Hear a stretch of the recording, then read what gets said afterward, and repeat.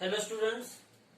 हमको पता है कि कभी भी गुजकेट की डेट डिक्लेयर हो सकती है, तो उसके लिए हम लोगों को थोड़ा सा रिवीजन करना पड़ेगा 12th का। तो उसकी यहाँ पे फर्स्ट चैप्टर जो है electric charge, electric field and second chapter है इलेक्ट्रोस्टैटिक्स। उसके ऊपर के थोड़े बहुत न्यूमेरिकल जो जेडब्ल्यू में पूछे गए हैं, कैसे कैसे कंसेप्ट हम अप्लाई कर सकते हैं, यहाँ पे हम उसका डिस्कशन करेंगे। ध्यान से देखो, पहला क्वेश्चन है कि आपको दिया हुआ है कि आपको टू स्फीयर्स दिया हुआ है, और ये दोनों जो स्फीयर है उसका जो रेडियस दिया हुआ है आपको R1 एंड R2 दिया हुआ है, R1 एंड R2। और आपको इन दोनों स्फीयर के ऊपर इलेक्ट्रिक फील्ड क्या दिया हुआ है, electric field E1 and E2 दिया हुआ है। नाउ आपको ऐसा बोला गया कि E1 upon E2 is equal to R1 upon R2, ऐसा आपको दिया है, यहाँ पे गिवन है। E1 upon E2 is equal to R1 upon R2 यहाँ पे आपको दिया है। Then find V1 upon V2। अच्छा, अगर ये क्वेश्चन आपको सोल्व करना है तो आप कैसे करोगे?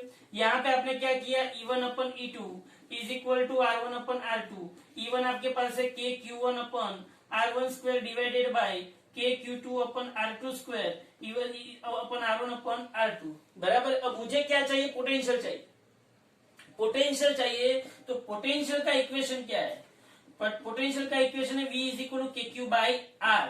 तो मैं यहाँ पे क्या करूंगा, इस इक्वेशन में ध्यान से देखना, इस इक्वेशन में मैं क्या करूंगा, KQ1 बाई R1। R चाहिए ना मुझे, तो KQ1 बाई R1, और ये R1 है वो कहा जाएगा, तो उसको एज इट इज रखो, उसको यहाँ पे ऐसा रखो 1 अपन R1, और यहाँ पे रखो KQ2 बाई R2, और ये क्या होगा 1 upon R2 is equal to R1 upon R2। KQ1 by R1 क्या आएगा, V1, तो V1 बाई R1 होगा, और ये क्या होगा V2 बाई R2, और ये क्या हो जाएगा R1 अपन R2 हो जाएगा। बोला समझ में आ रहा है? ये R1 यहाँ पे चला जाएगा, तो V1 upon V2 is equal to R1 square upon R2 square.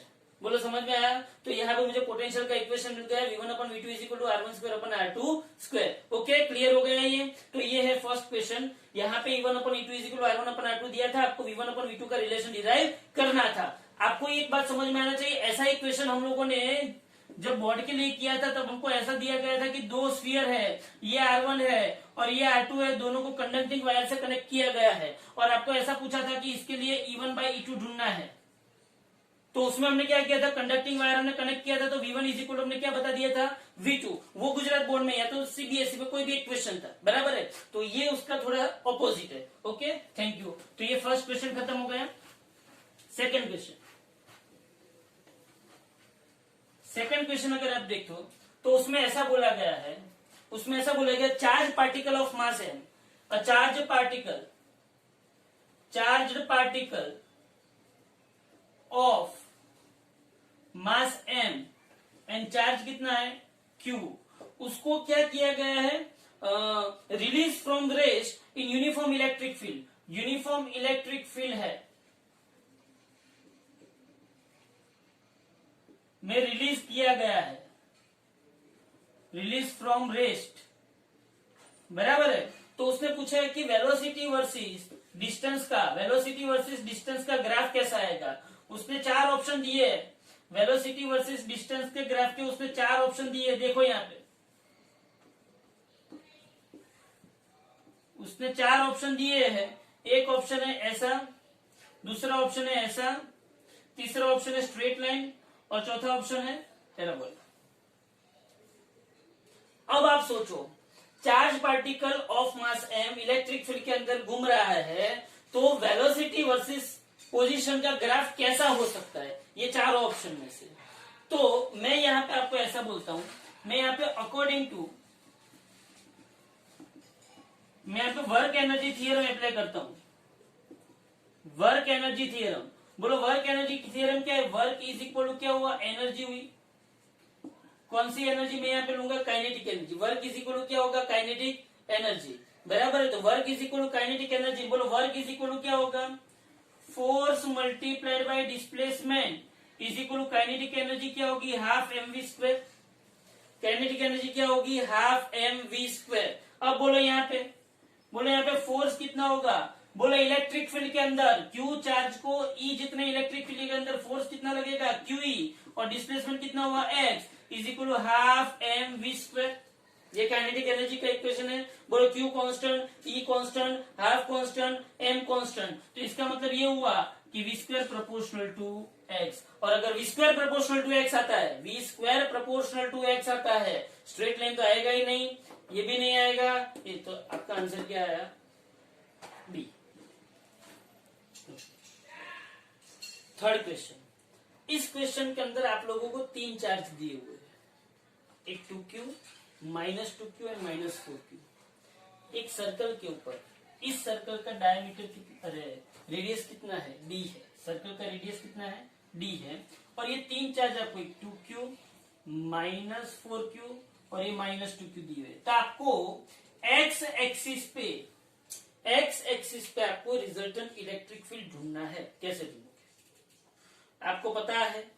आपको पता है कि इलेक्ट्रिक फील्ड जो होती है वो पॉजिटिव में से बाहर निकलती है और नेगेटिव में अंदर आती है।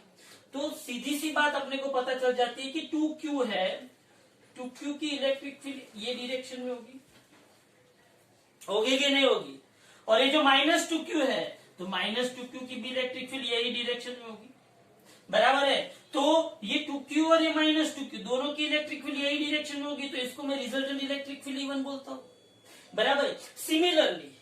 सिमिलरली ये जो -4q है, -4q, यहां से ये जो -4q है, तो यहाँ पे उसकी इलेक्ट्रिक फील्ड ये डायरेक्शन होगी, तो इसको मैं क्या बोलूंगा? E2 बोलूंगा।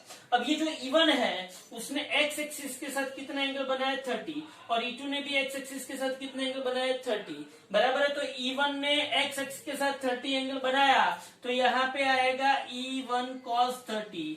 सिमिलरली E2 ने x एक्सिस के साथ 30 बनाया, तो यहाँ पे आएगा E2 cos 30।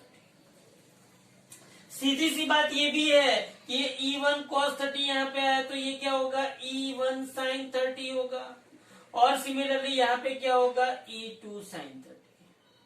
अब यहाँ पे देखो, पॉज करो, हियर +2q की वजह से इलेक्ट्रिक फील्ड -2q की तरफ, और -2q का इलेक्ट्रिक फील्ड भी वही डायरेक्शन में है, तो यहाँ पे दोनों इलेक्ट्रिक फील्ड ऐड हो गए, बराबर है। तो electric field due to +2q and -2q is E1 is equal to K 2q by d square plus K2q by d square। तो यहाँ पे मुझे मिलेगा E1 is equal to K into 4q by d square। Okay, ये equation number मुझे क्या मिला? 1 मिला। अब यहाँ पे देखो, सिमिलरली अगर आप यहाँ पे देखने जाओ, तो ये जो E2 है, E2 here electric field due to -4q charge, E2 is equal to K into 4q by D square, बराबर है। K into 4q by D square. Okay, तो ये आ गया आपके पास E2 आ गया। अब आप देखने जाओ तो resultant electric field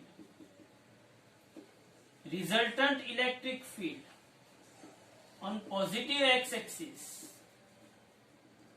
Ex is equal to E1 cos 30 plus E2 cos 30। तो Ex is equal to E1 कितना है? तो 4kq by D square, cos 30 कितना होगा? तो cos 30 कितना होगा? √3/2 प्लस E2 कितना है? 4kq बाई डी स्क्वेयर, और ये भी क्या आएगा? √3/2 आएगा। तो यहाँ पे फाइनल इलेक्ट्रिक फील्ड क्या आएगा? बोलो, फाइनल इलेक्ट्रिक फील्ड क्या आएगा? 2 times 4kq by D square into √3/2। 2 ने 2 को मारा, तो यहाँ पे क्या आएगा? 4q by D square into small के मतलब ये √3 और स्मॉल के मतलब 1/4πε0। 4 क्या हुए? कट, तो ये क्या आ गया? √3q upon πε0 D square. Ex is equal to √3q upon πε0 D square, ये हमारा फाइनल आंसर। ये 1, ये 2 और ये 3 चार्ज की वजह से मुझे पॉजिटिव एक्स एक्सिस पे इतना इलेक्ट्रिक फील्ड मिला। अब 4th नंबर का क्वेश्चन, इस क्वेश्चन के अंदर ये कैपेसिटर के ऊपर का एक क्वेश्चन है। आप लोगों को पता है कैपेसिटर क्या है? बोलो कैपेसिटेंस के बारे में आप लोगों को क्या पता है? कैपेसिटर, कैपेसिटर का क्या होता है? कैपेसिटेंस होता है। कैपेसिटेंस को मुझे पता है कि C is equal to epsilon 0 A/D होता है। यहाँ पे A क्या होता है? एरिया ऑफ प्लेट, और D क्या होता है? Distance between two plate. C का दूसरा इक्वेशन क्या होता है? Q/V, charge per unit voltage, बराबर है। ये सब कैपेसिटर के बारे में बात है। आपको ये भी पता है कि अगर कैपेसिटर की दो प्लेट के बीच में, अगर कैपेसिटर की दो प्लेट के बीच में मैं डाइलेक्ट्रिक मटेरियल रखता हूँ, क्या रखता हूँ? डाइलेक्ट्रिक मटेरियल, तो कैपेसिटेंस कितने टाइम्स हो जाता है? K टाइम्स हो जाता है, बराबर। ये सब थोड़े बहुत इक्वेशंस हैं, लेकिन यहाँ पे उसने क्या बोला हुआ है कि टू कैपेसिटर्स यहाँ पे उसने बोले हुए हैं, दो कैपेसिटर है, और ये दोनों कैपेसिटर का अगर उन दोनों को पैरेलल में कनेक्ट करते हैं, अगर मैं इन दोनों कैपेसिटर को पैरेलल में कनेक्ट करता हूं तो उसका इक्विवेलेंट कैपेसिटेंस 10 माइक्रोफेरेड आता है। ये क्या है? Equivalent capacitance. कब? जब मैंने उसको पैरेलल कनेक्ट किया तब इक्विवेलेंट कैपेसिटेंस कितना आता है? 10 माइक्रोफेरेड आता है। अब उसने क्या बोला? उसने ऐसा बोला कि energy stored in second capacitor is 4 times the energy stored in first capacitor. तो उसने क्या बोला? Energy, electrostatic energy stored in second capacitor is 4 times that of first capacitor। इसका मतलब क्या हुआ? इसका मतलब क्या हुआ कि फर्स्ट कैपेसिटर में जो एनर्जी है उसको मैं 4 टाइम्स करूंगा तो मुझे सेकंड कैपेसिटर की एनर्जी मिलेगी। और फर्स्ट कैपेसिटर की एनर्जी का इक्वेशन क्या है? 1/2 C1V is equal to, second की एनर्जी का इक्वेशन 1/2 C2V2 गए तो यहाँ पे 4C1/2 is equal to C2/2, 2 गया तो 4C1 is equal to C2 हुआ। ये 4C1 is equal to C2 हुआ। इसको दे दो इक्वेशन नंबर, ये इक्वेशन नंबर 1, और इसको दे दो इक्वेशन नंबर 2। अब आपको पता है 4C1 is equal to C2 है। 4C1 is equal to C2 जब पैरेलल कनेक्ट किया था तो C1 प्लस C2 क्या मिला था मुझे? 10। लेकिन 4C1 is equal to C2 तो C2 की जगह पे मैं 4C1 रखू इज इक्वल टू 10, तो 5C1 इज इक्वल टू 10, तो C1 इज इक्वल टू क्या मिला? 2 माइक्रोफेराड मिला। अगर C1 is equal to 2 microfarad मिला तो C2 इज इक्वल टू क्या होगा? C1 2 है तो 2 4 8, तो C2 क्या होगा? 8 माइक्रोफेराड होगा, बराबर है। तो ये C1 एंड C2 मुझे मिले। अब इन दोनों को सीरीज में कनेक्ट करूं तो इक्विवेलेंट कैपेसिटेंस कितना आएगा? तो अगर मैं इनको सीरीज में कनेक्ट करता हूं तो C equivalent is equal to C1 C2 upon C1 plus C2, तो C equivalent is equal to 8 into 2 upon 8 plus 2, 8 2 16, 8 2 क्या हुआ? 16, और 8 प्लस 2 10, तो आपका आंसर आएगा 1.6 माइक्रोफेराड। समझ में आया? ओके। 5th नंबर का क्वेश्चन, ये क्वेश्चन थोड़ा सरफेस चार्ज डेंसिटी के ऊपर है, बराबर। एक पूरा एक चार्ज स्फीयर, मतलब सॉरी एक रॉड है जिसके ऊपर सरफेस चार्ज डेंसिटी, या तो एक प्लेट है जिसके ऊपर सरफेस चार्ज डेंसिटी कितनी है? सिग्मा। इसके ऊपर सरफेस चार्ज डेंसिटी सिग्मा है, सिग्मा। ये सिग्मा, अच्छा यहाँ पे एक मैंने चार्ज रखा हुआ है Q, बी पॉइंट पे मैंने क्या रखा हुआ है? Charge Q। तो ये चार्ज Q जो यहाँ पे रखा हुआ है, और यहाँ पे उसने कितना, ये जो थ्रेड है उसने यहाँ पे कितना एंगल बनाया है? थीटा एंगल बनाया है। तो आपको ढूंढना है कि सिग्मा जो है वो किसके डायरेक्टली प्रोपोर्शन में है? Cos theta, cot theta, sine theta की टेन थीटा, बराबर है। तो मैं फिगर देख के ये बोल सकता हूँ, कि अगर इन इक्विलिब्रियम कंडीशन ये नीचे क्या आएगा? माजी आएगा। क्यों माजी आएगा? आपको समझ में आ रहा है? अगर ये जो चार्ज है उसका मास m है तो उसके ग्रेविटेशन फोर्स कौन सा लगेगा, माजी लगेगा, बराबर है। अब ये जो थ्रेड है, थ्रेड के अंदर ऊपर क्या लगा, टेंशन फोर्स लगा। कौन सा फोर्स लगा यहाँ पे, टेंशन फोर्स लगा। आपको समझ में आना चाहिए कि जो टेंशन फोर्स लगा है वो टेंशन फोर्स टी है। यहाँ पे उसने थीटा बनाया तो यहाँ पे भी क्या बनाएगा, थीटा। अगर ये टी ने यहाँ पे थीटा एंगल बनाया तो यहाँ पे क्या बनाएगा, टी कॉस थीटा बनाएगा। अगर इसने यहाँ पे टी कॉस थीटा बनाया तो यहाँ पे क्या बनाएगा, टी साइन थीटा बनाएगा। सीधी सी बात है। तो ये टी है, टी ने यहाँ पे थीटा बनाया तो ये टी कॉस थीटा, ये उसका परपेंडिकुलर कंपोनेंट क्या हो गया, टी साइन थीटा हो गया। अब ये जो प्लस चार्ज है और यहाँ पे जो ये प्लस क्यू चार्ज है, इन दोनों के बीच में रिपल्सिव फोर्स लगेगा। इसका इलेक्ट्रिक फील्ड की वजह से इसके ऊपर जो फोर्स लगेगा वो क्या होगा, क्यू ई होगा, बराबर है। तो यहाँ पे मैंने सब फोर्स इंडिकेट कर दिए। नीचे कौन लगेगा, माजी, ये टी है, T cos theta, T sine theta, और यहाँ पे क्या आएगा, क्यू ई। तो in equilibrium T sine theta is equal to क्या आएगा, Q E, and T cos theta is equal to क्या आएगा, एम जी। अगर मैं इक्वेशन 1 एंड इक्वेशन 2 को मैं क्या करता हूँ, डिवाइड करता हूँ, ये इक्वेशन 1 और ये इक्वेशन 2, तो आपको पता चलेगा कि T sine theta upon T cos theta is equal to Q E by MG आया।